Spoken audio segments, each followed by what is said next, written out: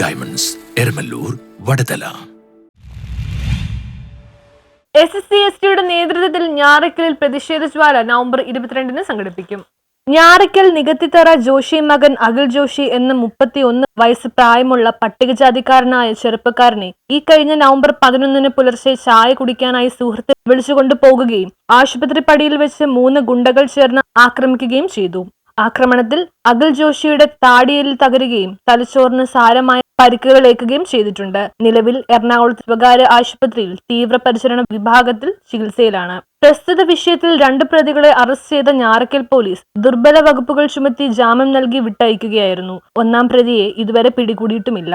പട്ടിക വിഭാഗങ്ങളോട് പോലീസ് കാണിച്ചു വരുന്ന ഇത്തരം നീതികേടുകൾക്ക് അറുതി വരുത്തേണ്ടതുണ്ട്. ഇതിന്റെ ആദ്യഘട്ടമായി നവംബർ 22 ശനിയാഴ്ച വൈകിട്ട് 5 മണിക്ക് വൈപ്പിൻ SC/ST സംയുക്ത വേദിയുടെ ആഭിമുഖ്യത്തിൽ ഞാറയ്ക്കൽ ലേബർ കോർണറിൽ നിന്നും പോലീസ് സ്റ്റേഷനിലേക്ക് പ്രതിഷേധ പന്തം കൊളുത്തി പ്രകടനം നടത്തും.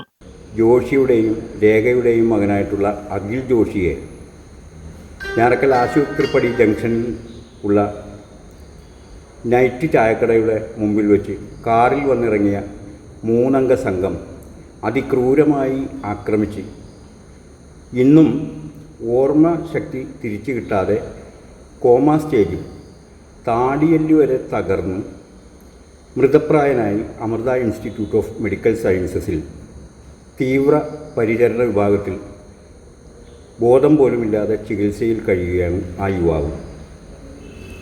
ഇത് സംബന്ധിച്ച് പോലീസ് CCTV ക്യാമറ ഫുട്ടേജ് ഉൾപ്പെടെ പരിശോധിച്ച് 2 പ്രതികളെ അറസ്റ്റ് ചെയ്ത് ആദിത്യൻ കേസിലെ പോലെ സ്റ്റേഷൻ ജാമ്യം നൽകി വിടാതെ കോടതിയിൽ ഹാജരാക്കുമ്പോൾ ജാമ്യം കിട്ടുന്ന നിസ്സാര വകുപ്പുകൾ ചുമത്തി വിട്ടയക്കുകയുണ്ടായി. 1-ാം പ്രതിയെ അവൻ്റെ പിതാവ് തന്നെ അന്നേ ദിവസം പോലീസ് സ്റ്റേഷനിൽ ഹാജരാക്കി എന്ന് അദ്ദേഹത്തിൻ്റെ ഓഡിയോ ക്ലിപ്പ് നമുക്ക് കിട്ടിയിട്ടുണ്ട്. 1-ാം പ്രതി MDMA കേസിൽ അറസ്റ്റ് വരിച്ച് ജയിൽവാസം അനുഭവിക്കുകയും ഇതിനൊരാഴ്ച മുമ്പ് ജാമ്യമെടുത്ത് പുറത്തു വന്ന പ്രതിയാണ്. ആ പ്രതിയെ സറണ്ടർ ചെയ്തിട്ടും അറസ്റ്റ് ചെയ്ത് കോടതിയിൽ ഹാജരാക്കാൻ. News bureau, Paravur.